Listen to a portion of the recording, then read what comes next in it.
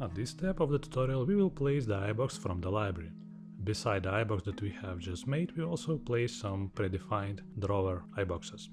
First thing we need to do is go for the project and change the project back to regular one. Once it's done, open our table assembly. As you can see, there is two places for the iBoxes. First, let's make the right iBox invisible, because we want to place the drawer iBox. Use iBox insert tool, navigate for the library,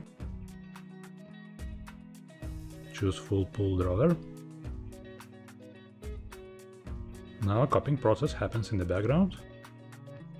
Use the component selection tool to choose the drawer. Now select the top, the front and the side. As you can see, the drawer is on the place. Now we can turn on the visibility of the cabinet body. Because we want to have 3 drawers in a row, we need to use parameter tool, use link and connect the parameters with an office table skeleton.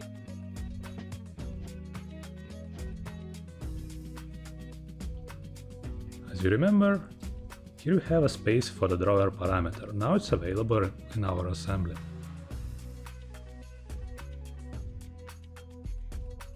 Use assembly pattern. Collect drawer components, which will include facade, the handle and the drawer body itself. Use rectangular pattern, choose a direction, it's better to do this from an origin. Set amount of the drawers and use distance for the drawer divided by 3. That's it, the drawer is on the place. Now it's time to place the body of the cabinet that we have just made.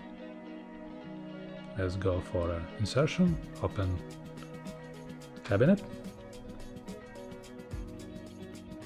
choose an object, the top, the front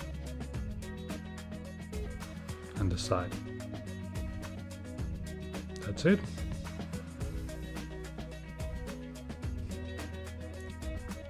Now let's use the same box again, but in this case for the left side. Choose the object, top face, front face and the right side. Now we can make boxes invisible.